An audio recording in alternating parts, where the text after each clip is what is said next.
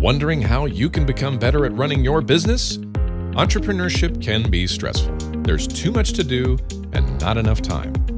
If you're isolated in your daily decisions, have no fear. Success and balance are possible.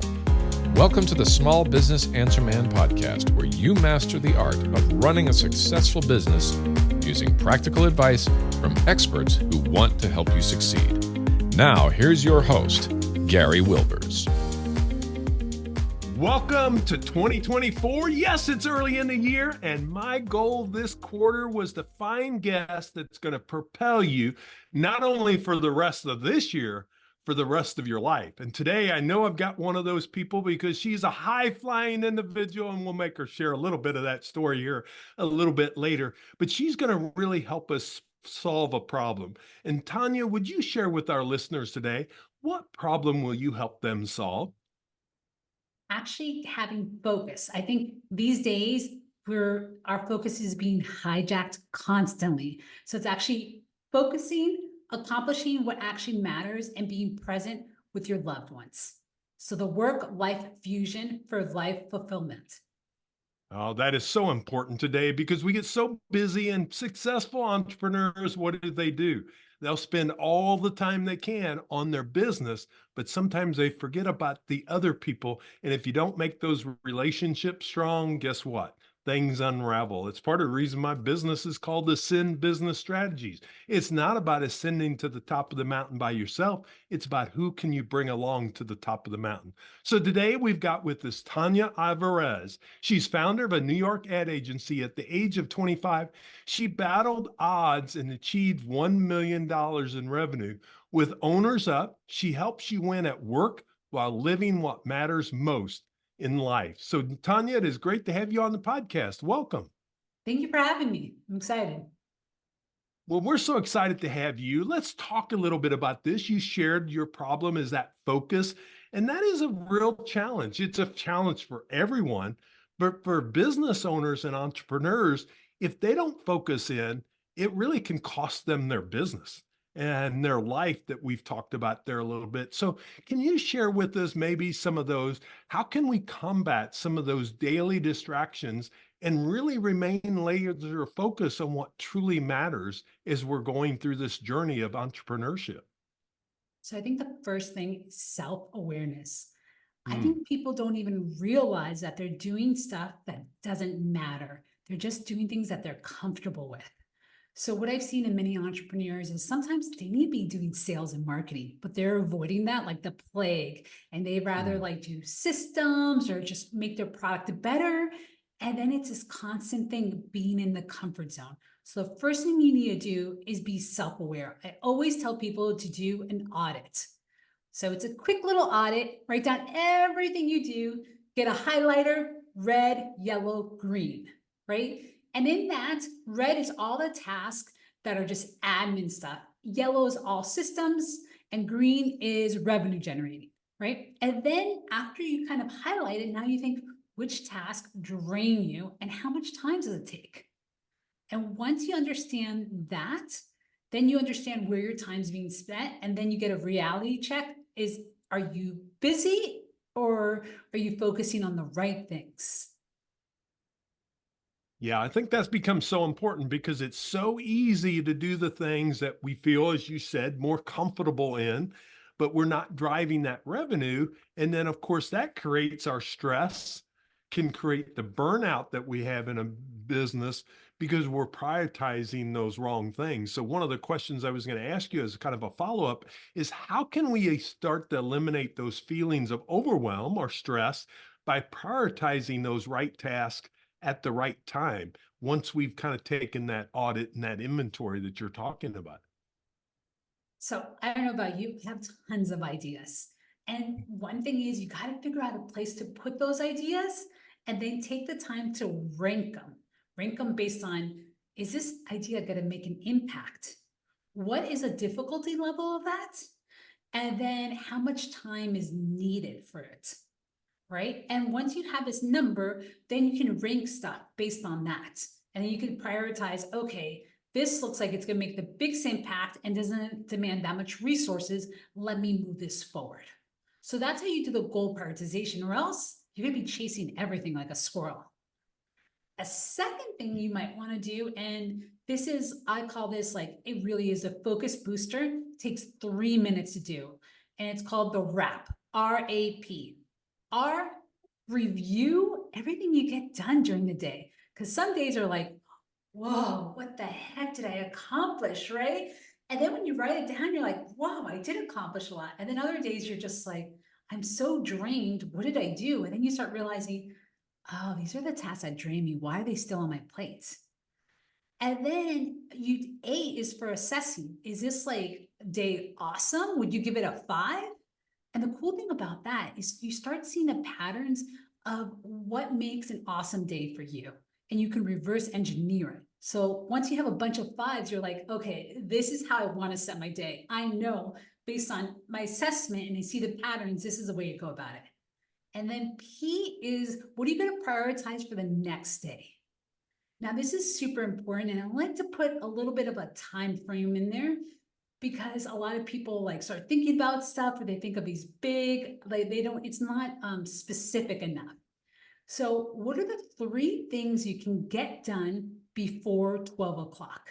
So if you only had 2.5 hours to work, what would that be? And I think most people need to embrace constraints. Constraints make you become resourceful, and it allows you to be creative. Yeah, that has become so huge because, as you said, most entrepreneurs, I thought I was unique in that I just have all these different ideals going through my head. And I come in the office and think, oh, well, now we need to do this. And of course, we drive our staff crazy. So by having a place wherever it can be electronic, on your phone, wherever it is, you place those in. And then I'm a believer when you look at those, then you can rank those. What are most important, either on a monthly or in a quarterly basis. And some of them, maybe you just want them for down the road that you have. But I love what you talked about with RAP is reviewing, assessing, and prioritizing what is most important to us, because that's the way we create overwhelm is we get too much on our plate and then we're not doing the right things. And then the challenge that creates is most of our businesses require revenue generating items, and we may be spending them on non-revenue generating items, and that creates a real challenge in our business. But one thing I know for entrepreneurs and business owners is this challenge of mastering productivity and trying to get better at being more productive. We think, we're trying to stretch every bit of that 24 hours that we can, but we all get the same 24 hours. So I guess I'm curious in that area, you've given some good tips already, but is there any other things you'd like to share with kind of boosting your productivity by mastering maybe simple habits that fits into our busy schedules that we have? So one thing that I think most people don't think about, right, is having others that have either done it to figure out the shortcuts. Have you ever kind of like looked at something, you're like, oh, I can do this, and it looks easy, but then when you go in, there's so many details, and that one little detail can increase your revenue by so much, or just make this process much more efficient. So anytime I have, like, I'm going through, like, what do I want to prioritize? I look at, okay, this is a project. Now, who can I talk to that has that experience to tell me what am I missing? What are the time frame? So for example, for me, I'm going to be doing podcast. And sure, I can go through the courses, I could go through, find out, but now I'm just talking to the people I know with the podcast. I got my tools, I got things to avoid, I got things to streamline, and it's that quick. Yeah, I love that because that goes along with a book. I'm sure you're familiar with it, Who Not How, that Dan Sullivan and Dr. Benjamin Hardy wrote. Is, we get so tied up in the how that we never really get to the who, because why? We're tied into creating it. Most things have been created already. There's been physical creation, mental creation first, but then it's physical creation goes back. It's been created before. So why recreate the wheel? I love that, to be able to share that. Now, share with me, I kind of prepped this in the beginning because you had a piece that come up. We're on Zoom being able to see this, and you had where you were doing some skydiving, I think, there. Oh, So yes. share with me this prioritization of where you're truly trying to take the enjoyment of things that you do. And how did skydiving come in? And is this a way that you kind of create it? Because you said before, how can we create the fun that we want to have too, to be able to prioritize some of that, not just the work side of it? So share with me some of your philosophies there, or maybe the story behind this skydiving that you've done. Yeah. So I think birthdays are super special. And I try to do something on my birthday that's really out of my comfort zone. And skydiving, I'm scared of like heights, just like probably most people, right? So I scheduled it. I enrolled a bunch of friends to do the same thing. And then we did it, right? But if I did this on my own and said, hey, we're going to go skydiving, I probably would have canceled. Who knows? Try to figure out a refund, said I was sick. But that's how it is. I try to make every year a memorable year by traveling. And so when I started my first business, I actually was running a 7-figure business while I was traveling to over 40 countries. And it's like, what's that tip where it was kind of like, I wanted to travel. And this is before the whole Instagram and like living and the knowledge and all that showing. It was more about, how do I make this happen? How do I prioritize this? And I think a lot of people, they forget to prioritize what brings them joy, and what gets them out of their comfort zone. So 2 things I always have in my calendar. One is self-care, right? Second one is, what really gets me going? What's the energy? What do I need to move forward? And what are things in the year that I want to do that pushes me out of my comfort zone? I And then love those everything concepts. else kind of fills in after that, right? Yeah. That makes it fun and you get to truly enjoy it. And you've got things to look forward to at the same time. You're Mhm. listening to the Small Business Answer Man podcast. We'll be right back.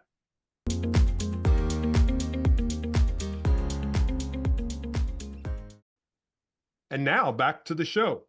Well, I think that's so important because when you create some fun and some things that you have in there to take yourself out of the comfort zone, as entrepreneurs, we are the type that really, to be quite honest, we don't work very well in a box. And what distracts us is when we do get in a box, the problem is we want to break out of that. So when you do that on your personal side of it, then that's going to help your business. And to be able to travel to that many different countries and still to be grow an organization, you had to be really focused in that. So one thing I would think, you're the type of person, Tanya, that you're very accountable. So one thing I did when I was doing some research on you, you talk about these methods that you have for accountability sprints. And I was wondering if you could share that with our entrepreneurs that we have on listening to us. Yes, I wouldn't say that. I would say I'm disciplined and I know when how to build something. It's like, for example, the skydiving example. I knew that every part of me wants to say no to it, at the same time say yes. So how do I make sure that I follow through with it? And I do this in everything in my life. The more challenging it is, the more I have a group of people to do it. So you're gonna Mm. laugh. I've done this with finding my husband. I built a whole accountability group around that. I've done this. I had less than 7% chance of having 1 kid. I am so fortunate to have 2. And I've created another support system around that for the accountability. So people assume accountability is like check in, check out. Like, did you do this? Oh, and then like shaming. No, that's not the type of accountability you want. You have to be vulnerable and very, very honest with yourself and others. And so you have to tell ahead of time, what are the things that you're going to do to get yourself out of this goal or out of doing this consistently. And then you're giving the other person or group the chance to be able to call you out on it in a way that's supportive to you and moving you forward. And I think every entrepreneur, no matter if you have a team, because even if you have a team, let's say you have a goal and it's like there's a deadline, you can always actually move that since you're the boss, right? So there's really no accountability unless you have investors. but assume most small businesses don't have investors.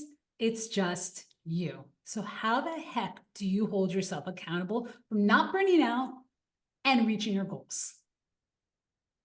Yeah. And when you have a group of people, it makes it so much easier. I mean, I go to a body pump class in the mornings on Tuesday and Thursdays because why? I have a few friends that are in that class. And if you don't show up, of course, they'll give you a hard time the next time, or you may get a text that day saying, "Hey, where were you, Gary? Did you decide not to get up when the alarm went off?" No, it becomes that accountability that's there. And I think accountability groups become so important. And I know you work through this with the work that you do as you kind of really harness those accountability groups. And can you kind of share your concepts there of how you structure that blueprint with people to create these accountability groups to make that happen in the line of work that you do? Yeah, I think most people assume that people who need accountability are people who are not achieving, when it's the opposite.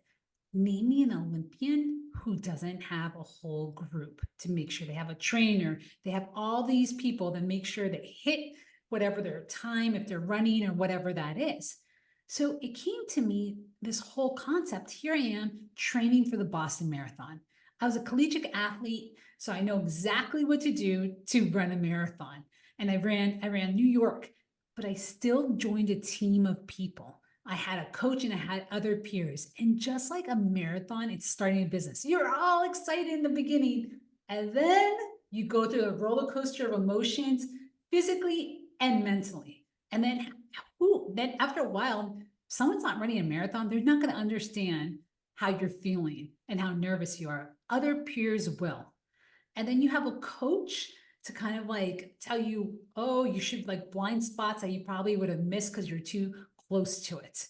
So that's what I was like, wow, I wish I had this for my business, because here I was running a company having no clue. Nobody really kind of like my competitors, but I'm not going to tell my competitors, hey, I'm dealing with this or I'm dealing with that. And then to deal with other friends, it was just this rhythm trying to get into their calendar, their mentors. It was hard. It was like, if a quarter goes by, a quarter feels like, I don't know, years in a small business, because things are happening so fast. You have to make decisions and pivot. So I think it's super, super important for any entrepreneur not to go alone on this, and really just have people not only to just achieve your goals, but to be mentally to remind you when you're going down this roller coaster that like, if this is normal, you're going to go right back up. Yeah, it becomes a game changer, really, because like you said, accountability is already for achievers because they're willing to be held accountable to it and they want to achieve that. Where, no difference. You talked about coaching, that's the reason we have coaches in whatever sport we're at, because they're trying to make us better and bring us forward to achieve that goal that you want to achieve. You always see with an Olympic athlete when they get on the medal stand and they get interviewed, they said they'll normally reference out who? Their coach, because that coach has taken them to that different level that they probably would have never got by themselves. And especially when you do it with a group of people, that becomes huge, because then you become bonded with them, but you also kind of that gets you out of that comfort zone of where that you've got to be. So I think that becomes so crucial. Can you share with us, Tanya? I'll kind of leave this a little more open-ended, but maybe a success factor that maybe that you've had, or maybe one of your clients, and you don't have to give the full name, of course, but kind of where these accountability groups, how it's helped them to be able to really move out of that comfort area to really achieve something extraordinary. Yeah, absolutely. So I had this one member, he comes in and he's like, right now, I don't want to grow my business. I'm working 80 hours. He was at 300,000. He goes, I have clients like coming to me and I can't even service them. I just want my time back. I'm burnt out. And he had two little ones. And what happened is we first had to figure out like, all right, what's going on? Is he micromanaging? Is he doing everything? And then how do we get him to have actually take Friday off and the weekends? That would be unheard for him, right? So what we helped with the group is sometimes you can tell somebody exactly what to do, but when they see somebody else do it, it's like magic. It's like all of a sudden it sinks. And then he was able to actually kind of see like, oh, I can delegate, my business won't go down, or I don't have to be that person that does it all, right? So he ended up in less than a year from 300,000 to 1 million and now working 30 hours a week. And is a roller coaster ride one of those scenarios where it just like all of a sudden goes up, up, up? Nope. It ends up where once he goes down, he already knows that this is just a little bit of a dip. I'm going to go right back up. But when you don't have that group and you don't have that perspective, you really think that you're going to stay down. Yeah, that becomes so huge, and getting out of ourselves, as business owners and entrepreneurs, and seeing a different side. And with it being early in 2024, that's why I wanted to bring you on. And my guest this quarter that I've had is getting people to see that you can do something different. The stress, overwhelm, burnout, that comes from really comfort, the comfort zone you and I've talked about. Instead, how are you going to stretch yourself? What do you got to do differently? And sometimes you need accountability groups. You need a group that you can work with to be able to reach that. And of course, Tanya has the capability that's available to us on that side of it. Her website is ownersup.com. So you can go there and get a lot of great information and check that out. She also has kind of a call to action, and you'll have to share with me what this is, and we'll put it in show notes because we know they're busy people and they can't write it down right now anyway, but you can come back to it and you can click on the link, and it's grit.ownersup.com/wrap, RAP. So share with us on that call to action what they can get there, Tanya. Yeah, easy way to do this is Instagram me, Tanya C. Alvarez, Tanya C. Alvarez. And then what I'm going to do is give you the framework on how to prioritize and make sure that your focus does not get hijacked. And so it's a whole framework that's easy to implement and get you really focused and how to keep it consistent. Yeah. Because if you're focused, that's going to make a big difference in your business. And we're not just saying focus on your business.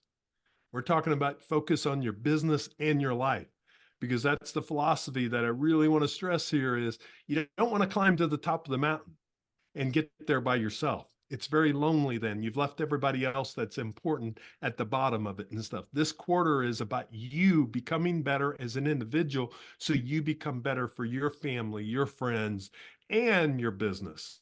And it becomes a combination, all those. You can connect with Tanya. She's on LinkedIn, Instagram, as she said, Facebook. We'll have all that in show notes that they can connect with you, and also your website of ownersup.com. So all that information's there in show notes to be able to get that. Tanya, I really appreciate you sharing your expertise today. But before you go, we may have talked about it, but it can be something totally different too. What would be your best business advice that you would give to business owners and entrepreneurs? To not overthink it and just do it. So if there's something challenging, challenge yourself and enroll others, and then lead so you can actually like lead by example by doing it. And then, like you said, when you're ascending the mountain, bring others with you. And it's so much easier to be consistent, and it's easier to solve challenges when you have other people to collaborate and brainstorm with. Yeah, great advice. Thank you for sharing that. And thank you for being on the podcast today. Thank you for having me. Small business owners and entrepreneurs, I give you an action every time. The thing I would tell you to do, let's go back to what she talked about in the very beginning of writing down kind of all the activities that you do, and grab your red, yellow, and green marker and mark it up. And if you can't remember that, go back and do it, but write down those tasks and really ask yourself, what is most important here? Are you working on revenue generating activities, or are you working on just activities? And where you spend your time, that's where you get your results. So keep that in mind as we go forward. So Tanya gave us that great information. So please check that out and make that happen. Thanks for joining us today on the podcast. That's all the time we have. But until the next time, go out there each day and continue to grow your business. Remember, we don't ascend to the top of the mountain by yourself. When you help others achieve their success, you find significance in life. Thanks for joining us. Make it a great day. We'll be back next week with another great guest. That's all the time we have for this week. To continue your journey, head over to smallbusinessanswerman.biz to access the tools and resources mentioned in today's show. If you enjoyed this episode, please subscribe and share it with someone who would benefit from listening. That's smallbusinessanswerman.biz. Until next time, remember, when you find the right solutions, your business grows, and you get your time back.